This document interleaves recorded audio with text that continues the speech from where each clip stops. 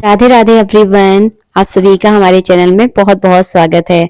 आप सभी को महाशिवरात्रि की बहुत बहुत शुभकामनाएं हमारे परिवार की ओर से।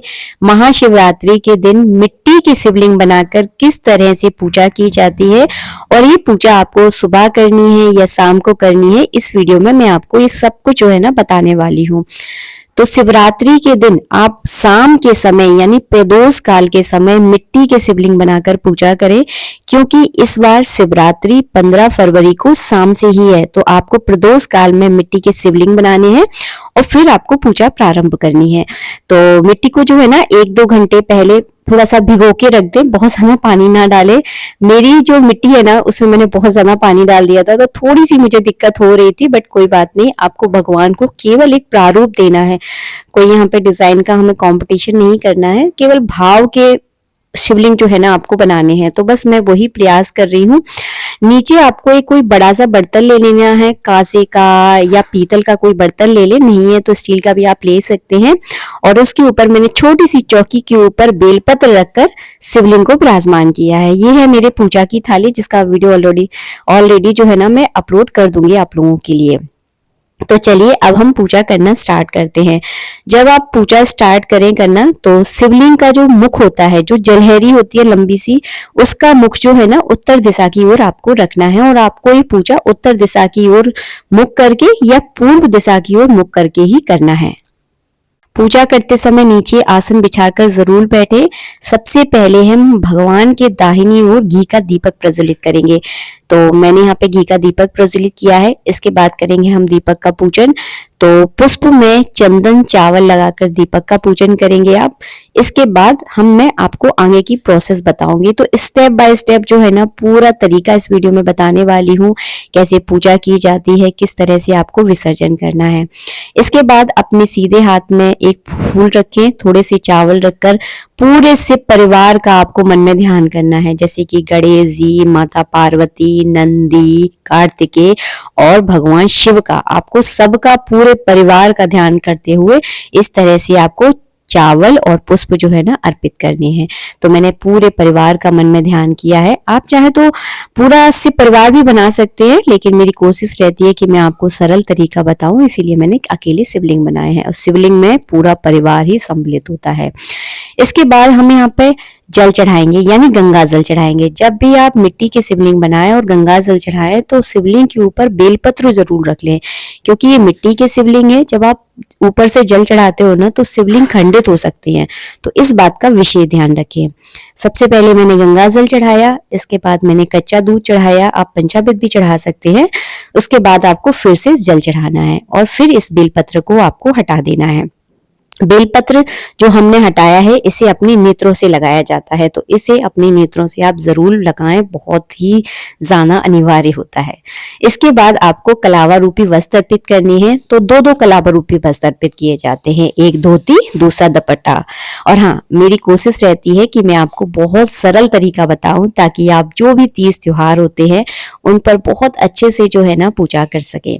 इसके बाद हम चंदन लगाएंगे, चावल चढ़ाएंगे, और जो पूजा के जो चावल होते हैं ना, वो आपको एकदम साजे और बड़े बड़े यूज करने हैं, टूटे हुए अक्षत नहीं चढ़ाए जाते। इसके बाद ये है समी पत्री, तो हम जो है ना समी पत्र चढ़ा देंगे, बेलपत्र चढ़ा देंगे, अकौआ के फूल, धतूरे के कटा, इन सारी चीजों से जो है ना भगवान का श्रृंगार किया जाता है। मेरे पास जो भी था वो मैंने अर्पित कर दिया है। इसके बाद आपको रोली यानी कुमकुम लेना है, और थोड़ी सी कुमकुम लेकर जो है ना जलहरी पर लगानी है। यहाँ पर देखिए, जैसे मैं आपको वीडियो में दिखा रही हूँ ना, यहाँ पर जैसे कि मैंने आपको शुरू में बताया, शिवलिंग शिव और पार्वती का अंग है, इसीलिए शिवलिंग पर पार्वती जी की पूजा होती है। इसके बाद जो है ना यहाँ पर हम बेर अर्पित करेंगे, क्योंकि ये मौसमी फल है, इसी सीजन में आते हैं। मैंने यहाँ पे फल अर्पित कर दिए हैं। धूप दीप दिखा दूंगी, जो है इस तरह से मैं आपको दिखा रही हूँ, इस तरह से आपको दिखाने हैं। आपको जो है ना श्रृंगार का सामान चढ़ाना है माता पार्वती के लिए। तो इस तरह का श्रृंगार का सामान आप मार्केट से जरूर लेकर आए, और माता पार्वती के नाम का श्रृंगार का सामान आपको जरूर चढ़ाना है। ये बहुत अनिवार्य होता है। अगर आप सुहागिन स्त्री हैं तो श्रृंगार का सामान अवश्य रूप से चढ़ाएं। इसके बाद आपको गुलाल, अबरक, सिंदूर, ये सारी चीजें जो है ना भगवान के श्रृंगार में अर्पित की जाती हैं, तो इन सारी चीजों को भी अर्पित जरूर करें। काले तिल चढ़ा दें, क्योंकि शिवलिंग की पूजा में काले तिल अवश्य रूप से चढ़ते हैं। भांग जरूर चढ़ाएं। भांग को आप चाहे तो दूध में घोलकर भोग भी लगा सकते हैं, आप चाहे तो सिंपल इस तरह से भांग भी का भोग लगा सकते हैं। भोग लगाने के बाद जल का आचमन करवा दें। इसके बाद आपको आरती करनी है।